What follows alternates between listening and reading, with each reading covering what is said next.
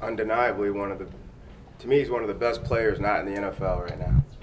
Undeniably. It just, I think he'll grow and then he's got to, like all of them, come to the realization that it's more than just ability and talent and what you do on the field. But it's a process. How big of a drop-off is it from a player like that to even a guy who's a highly rated recruit like Sean McGuire coming in? Can we expect to see Florida State do the exact same things they would have done with Jameis, or do they have to change up? That's better for the Florida State coaches. Sean McGuire is not, he's not some kid that was washing dishes and then snuck into the football room and got a jersey. Like he was a perennial prospect. And just like all kids, I don't think people really knew how good Jameis was until EJ moved on and Jameis got a chance to play. I think it's a great opportunity for McGuire.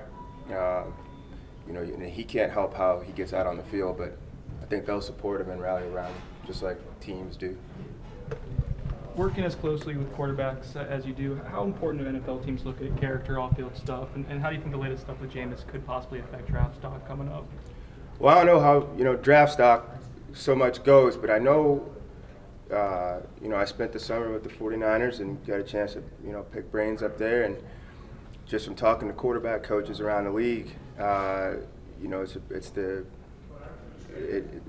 trust and the belief they have in that position is one.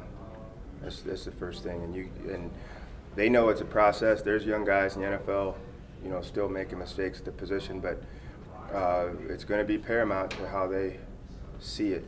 And it's just, I know everybody up there is kind of waiting on him, and excited to see him and excited to see him make the next steps to get, this kind of stuff behind him. Purely from on the field talent, what does Jameis need to work on to improve for the next level potentially? From a playing perspective, I think more games under his belt. Always helps. Young quarterbacks to me are like pilots. You need flight time, and he's done some remarkable things so early. That the game headlines and the highlights kind of jump over everything else. But the more scenarios he sees, they haven't really been in that many fistfights here at Florida State. I think the championship game is our toughest game. So I think a lot of coaches are always interested to see how you do in conflict. When you're down, when you have to press, known throwing situations, passing situations, can you drive teams back? He hadn't really been like that because they've been dominating here. So I think with more time, behind the wheel, so to speak, here, hopefully for the next couple of years, he'll grow. But he's undoubtedly, if not the best, one of the 2 or 3 best quarterbacks in the country here at this age. You got to work closely with Johnny Manziel, and just kind of that nature of working with him and just kind of knowing that he was always under a spotlight. Just how does that compare, and how do you think quarterbacks in that situation should handle themselves knowing when the quote-unquote real world is on them 24/7? Well, that's the deal. It's tough. You go out and you play the game and you happen to do it better, and there are 2 situations that parallel each other further and at a higher scale than guys that have done it before you. Hence, they both, get to New York and come home with Heisman trophies, before they're legally of age to do an awful lot of things. You're the heavyweight champion already. So I think people expect their maturity process to expedite just because their playing careers have expedited so fast, and they don't always match. And, I get it, and there's going to be a lot of pundits out there, and a lot of different people will have thoughts on that, but it's hard to fast forward somebody's maturity just because they've gone on in their young professions and done some incredible things. It doesn't mean they're going to wake up a whole heck of a lot, more mature, smarter, have all this perspective from 30,000 feet. It takes, a whole group of people to keep, investing in them and saying, okay, this is now where you are. This is now your path. This is what you got to stop. You got to start to let go of. It's just not that easy. And being around these guys with, so many young quarterbacks, when it hits, it's hard for them to kind of jump over onto the new track. You know, I remember Johnny saying many times and publicly, I'm not Miss America. I don't want to be Miss America. I don't want to be the ambassador of football, so to speak.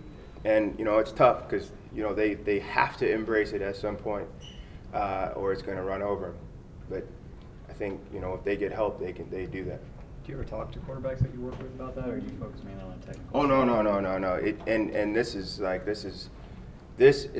we spend more time on these type of things down to third graders than we do spinning a football or footwork. You know, those things are tangible and people see them from the stands. But to coach somebody neck up, you know, what it's like to go into a big campus like this, or to play in front of 90,000 people who are either cheering for you or against you, to go out and lead people who are 2, 3, 4 years older than you, to carry out the expectations that are sometimes outsized. That's where the focus for me, and it, you know, I got, you know, kind of veered that way as I kind of grew up doing this. That's where the focus really goes to.